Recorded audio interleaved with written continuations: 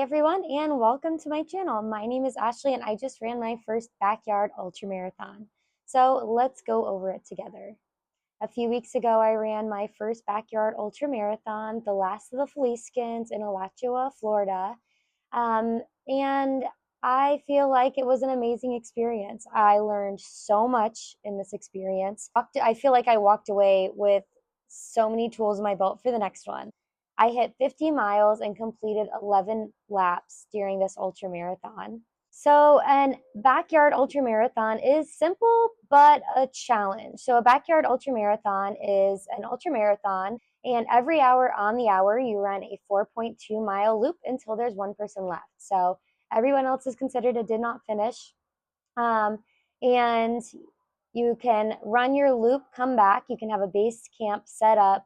You can eat, you can get drinks, you can change your socks, do whatever you need to do. And then at the top of the hour, you start back out again. You can't have any help out on the course while you're out there. You're on your own, but when you come back, you can have help and a crew help you, and then you start again. Today, I want to break down my training, what the race was really like, some mental barriers that I really wasn't expecting, some things I walked away with, and some things I did right also. So let's break it down. So the first part is my training and build up. So training for this, like I said, in July, so my race took place in November. In July, I ran my first 50K, and I felt like I had so much left in me. Then I hiked the Grand Canyon. I did rim to river to rim on the Hermit Trail of the Grand Canyon in September. And then pretty much from September through November, I did taper about 2 weeks before, but I was trying to hit about 45 miles weekly in my weekly miles. I did a lot of back-to-back long runs on the weekends, and I also simulated a few backyard ultras where I would go and do like 20 miles, 24 miles, and I would try to do like every hour 4 miles, come back to my house, eat real food. I did practice trying to eat real food, and also tried to practice like with what I would wear and things like that. So I do feel like my training was a pretty solid training block for me for this ultra marathon. With my training, I did feel like I was very, very physically prepared. And I tried to train mentally as well, doing the simulating the backyard ultra marathons, things like that. But I feel like one thing I really learned is that this race ended up being mentally harder for me more than physically hard. So that's something that I really, really learned during this ultra marathon. So race day, laps 1 through 4. We got there early. We set up everything. I had my canopy, my tent. My dad and my husband crewed me. So it was nice to get there early and kind of see everybody, be able to mingle with the other runners and crewers. And so I feel like that kind of had me in a really good headspace to start. So lap one, I felt like I was ready. I kind of stayed towards the back of the pack. I wanted to go slow just to not burn out and just kind of take an easy warm up lap. So I started off slow, and the trail was amazing. It was beautiful. It was in the San Felicio State Park, just north of Gainesville. Absolutely beautiful. I've never been to a trail like that in Florida. Um, and I loved it. It was gorgeous. It kind of reminded me of like Georgia or something, but it was a lot more technical than what I was expecting. It was a lot of roots, a lot of little hills, like up and down, things like that. But I felt like it was really cool to see how pretty it was. It kind of took my mind off things. Um, Towards the end of that first lap, though, I did fall pretty hard. I fell on my right knee, on my leg. It was a hard fall, and I ended up peeing my pants, which is where I learned lesson number one. I came back and I had my base camp set up, and I had a pop up tent, but I didn't think I would need it after the first lap. So I had left it in the car. And when I came back, I had to tell my husband, please go get the pop up tent. I had to hurry and change. And I wish I would have had that set up. I wish I would have had everything set up, just in case, because it happened on the first lap. I needed to change. I needed that. And we had to take time and stress of going to run and get it and set it up. So I changed, I grabbed a quick bite to eat. My dad refilled my water while I changed, and then I was back out on lap 2. Laps 2, 3, and 4 went amazing. I had a great time. I was coming back in between all of them. Laps 2, 3, and 4 were very smooth. I came back. I was able to eat food. I tried to have like my calories. I was aiming for about 300 calories if I could. And I was starting off with water, which is something I feel like I did learn a lesson on, which I'll talk about a little bit later. I felt like those laps went really, really well for me. So, one thing I learned during this is that there was a mental challenge that I did not see coming. Something I didn't expect running the same 4 mile track over and over again. Initially, when I went into it, I thought, okay, this will be easy. I'll be able to make landmarks. It'll be good because I'll know the terrain and all of that. But mentally, it was such a bigger challenge than I expected. By lap 10, I was just overseeing the same landmarks. I never wanted to see that one tree ever again. Like, I was just mentally done with running that same course over and over again. Another challenge for me that was very, very difficult is because I did just leave I have a Garmin, I let my Garmin just go. It was like 4.2 something miles, the track. So I um, would go out and I wouldn't know exactly the mileage that I had left or what I had ran. So there was like one little section, and I was like, okay, that's about my halfway.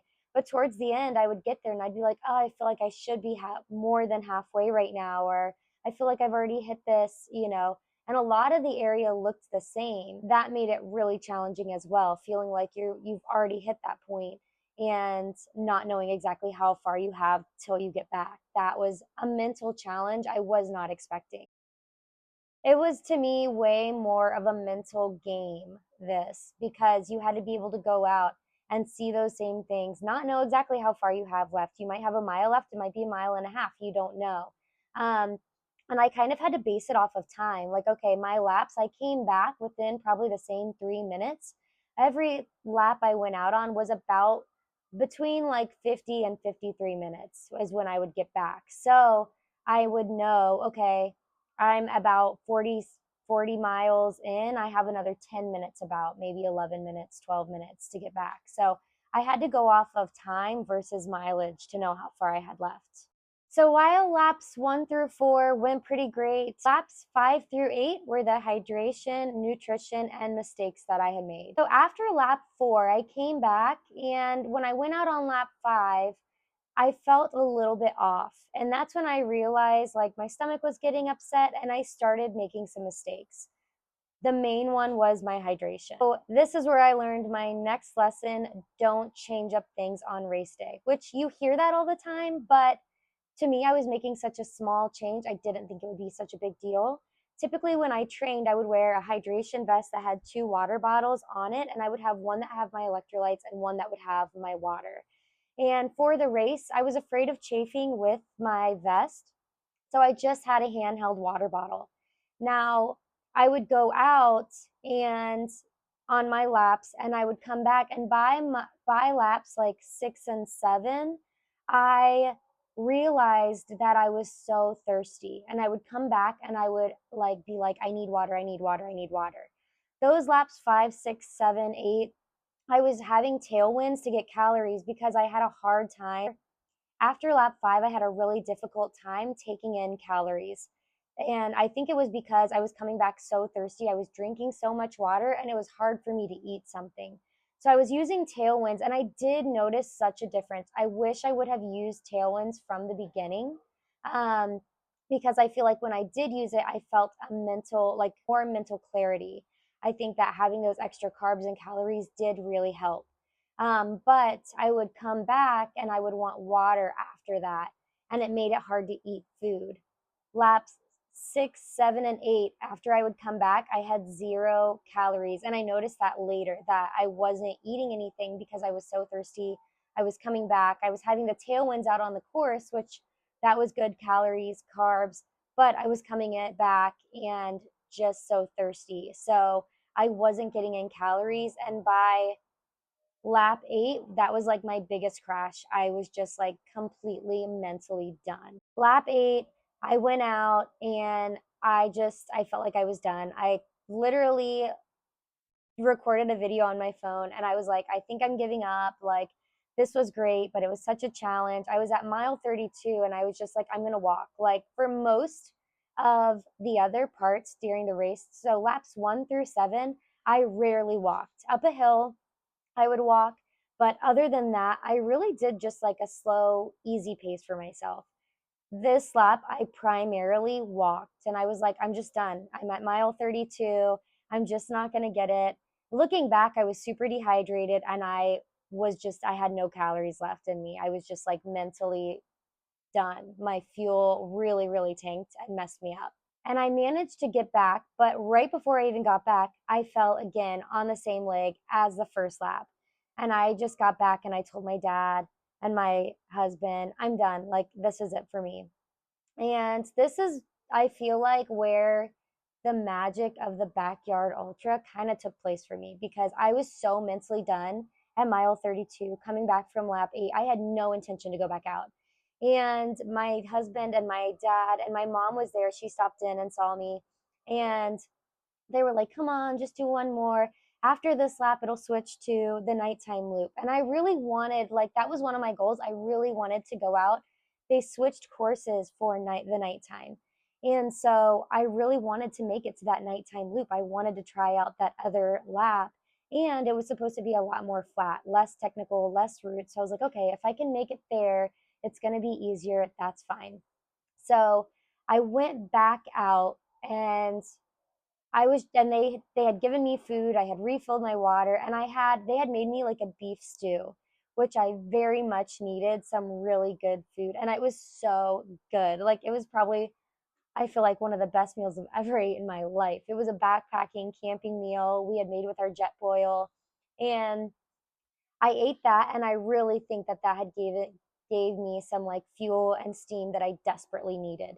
So I went back out and I was running kind of like with some other people. And I feel like this is one of my favorite parts of also running the Backyard Ultramarathon is that you run with a lot of the same people, a lot more than in the typical ultramarathon. With this, you go to the starting line every hour on the hour with the same people, and I kind of tried to stay towards the back of the pack because I didn't want to go too fast. I know myself. I know I would try to go all out and hurry back. And I feel like there was some of the same people around me through most of the times. And there was one guy I ran with, and I was kind of talking to him for a minute, and I was like, I don't know. I think this might be my last lap. And he's like, well, we're about to go to the nighttime loops, and that'll be cool. And then if you get to the nighttime loops, it's only another loop until you hit 50 miles. So you might as well just do that. And it really did give me so much encouragement that I needed to get there. I really wanted to hit 50 miles. So I feel like having the support of other runners around me, having my crew support, it really, really helped. I think another thing that really helped during this time where I was kind of like, I don't know if I can make it. Every time I got back to my base camp, I was like, I'm done. I'm not going back out. And my dad and my husband would have something ready, whether it was food, changing my socks, a, a cookie, having something really good that I would want to kind of like sit down. I would sit down and they would kind of like encourage me and get me reset to start back out.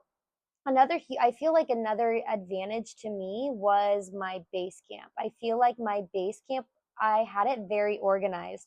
Before I went in, I had set up my little base camp at my house and I had set it up exactly how I wanted. And I feel like it was super organized. And I had some zero gravity chairs I was able to sit back in, put my feet up. And I think coming back during those loops when I was like at my deepest, darkest, just done, I feel like being able to come back to my base camp, put my feet up for 5 minutes, get a hot meal, have encouragement, got me back to that starting line each time when I really didn't want to. I really was like, I'm not going to be able to do this. I'm done. I'm out. I feel like I kept going to that start line. Like I had enough rest in those just a few minutes to get up and make it back there. And I feel like if I'm going to get there, I'm going to give my best and try to go. Wish I would have done was change my clothes a little bit more often. I'm not a person who chafes easily. And I didn't change my clothes. I think when I was going into the nighttime the nighttime loops, and when I was kind of feeling that like mentally being done, I wish I would have changed my clothes to be able to have a little bit more of a fresh start, to feel a little bit more freshened up. Um, I chafed in places I've never chafed. I chafed under my arms. I chafed across my chest, which I've never done. And I think changing my clothes would have helped me physically and mentally during that dark time. Laps 9 through 11 for me, I feel like were my comeback. After lap 8, when I was ready to be done, my crew, my husband, my dad, people on the course really encouraged me just to do one more lap. And that just one more lap mentality really got me another 18 miles. 11. Lap 11 was when we switched over to the nighttime loop. It was dark at that point. We went out and it was kind of like a more flat trail and out and back. So we'd go out, just turn around and come right back. I was worried that I would get lost. I am directionally challenged. I get nervous going on trails and things because I don't have the best sense of direction. So that made me feel so much better that it was flatter and it was an out and back. But there was a small section that had some gravel like type rocks, large rocks. And going out, I slipped on one of the rocks and I kind of rolled my ankle. I don't want to say like I didn't sprain my ankle or anything, but I kind of rolled my ankle again on my right leg. So my first two falls were on the right leg, and then I rolled my ankle on that right leg. And that kind of jolted me. I was kind of like, okay. And I feel like at that point too, I was back to like running on fumes. I think being that tired. I think coming back from the lack of hydration and nutrition during those crucial time in the middle, once I lost out on those, it was really hard to find my way back. Each lap I went out, I would go out and find a little bit of something, but I was pretty drained. So I went out on that one and I came back. And the next loop, I wanted to complete lap 12 so bad because I really wanted 50 miles. I started out on lap 12 and it took me a lot to get to that starting line. You know, I got there and I think that was the problem with having a 50-mile goal. I really wanted to get closer to 100 miles. But in my mind, I was like, if I can make it to 50, I'll be happy. And I think there was good and bad to that because I think it would have been easier for me to give up at mile 32 if I didn't have that. I could make it to 50. I can make it to 50. But at lap 12, when I went out, I only needed 2 more miles and I would hit mile 50. I was at mile 48. So I went out and it was dark, which to me, I get scared at night on trails, especially by myself. So I was kind of stayed with like a group of people that were running. And I went out and I thought, well, I could just go 1 mile and turn around. And I was like, no, I'm going to keep going. And I was literally praying that entire lap. Like I was just praying, please just let me go, be with me. I was really scared, you know. And at one point during one of the other laps, was by myself. I didn't see anyone around me.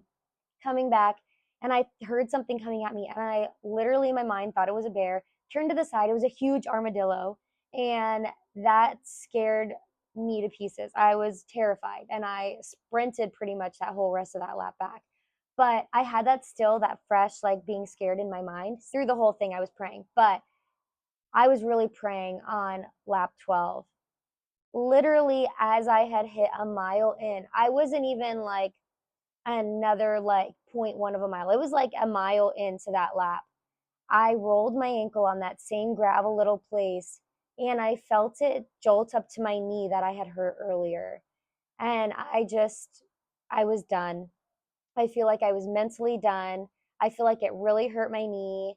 And I was just like, I can't go on. Like, I'm done. Like, this is it for me. So I feel like I turned around at that point and I ran back because I was scared and I was by myself and it was a mile through the woods that you could hear little things off, you know, in the woods. It was scary for me.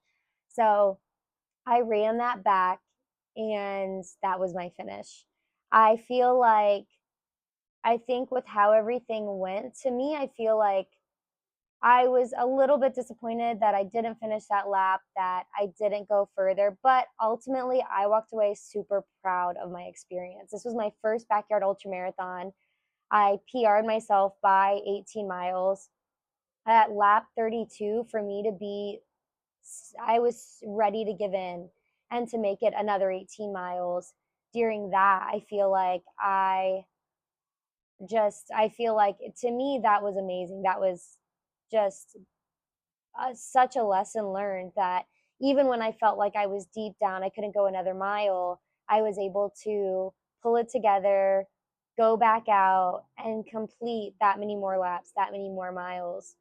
Um, I learned so much about fueling, hydration. I really think that's what did me in, because I think mentally that was the hardest to come back from. I don't feel like I ever fully came back from being so dehydrated and my fueling being so far off. I don't really feel like I truly came back from that. Um, but I made what it worked to where I could get to that 50 miles. Um, I completed 11 laps, which I'm super proud of. I feel like that was really well. So immediately when I came back, I told my husband, I was like, I'm never doing a backyard again. That was way more challenging than I expected, because I think of the time aspect, having to kind of hurry back to be able to rest, change, do what I need to do, and then head back out. Um, and then the laps, those loops were a lot harder. I think I would also make sure I have my hydration vest to have plenty of hydration and fuel better. I think that's something that I really had to fix to be able to be more successful in that. Final thoughts, this wasn't just a race, it was a true experience for me. It was humbling, rewarding, beautiful. I loved the community that was out there.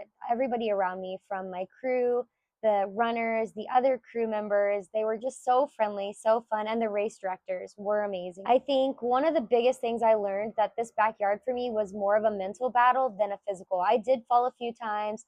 I had some chafing, but other than that, I feel like physically I probably could have gone longer. I think mentally I was just so done. Like, I was mentally exhausted, and I think my fueling was just so off that I feel like I couldn't truly come back. But now I'm ready to sign up for the next one and take all the things I learned with me.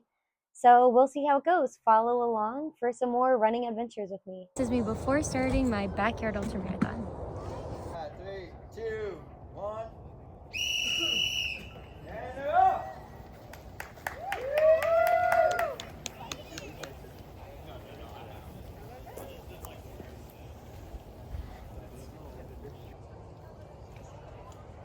There she is, lap number 1.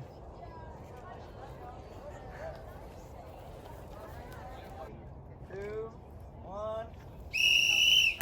How's it go? I put Gatorade in here instead of water just because water tastes like old slap.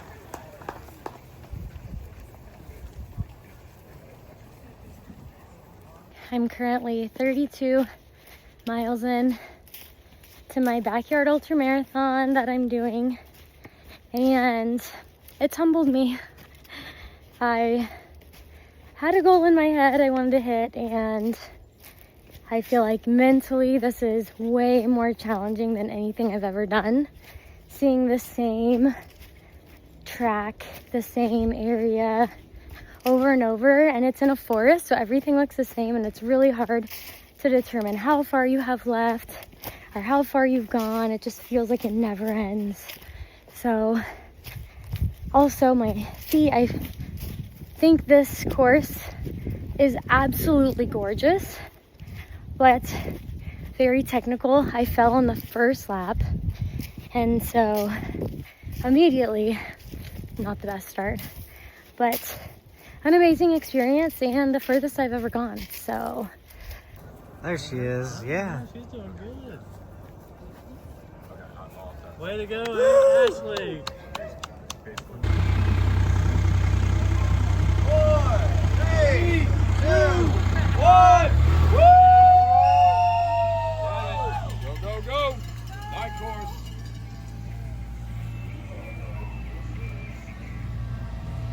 this is me after my Backyard Ultramarathon.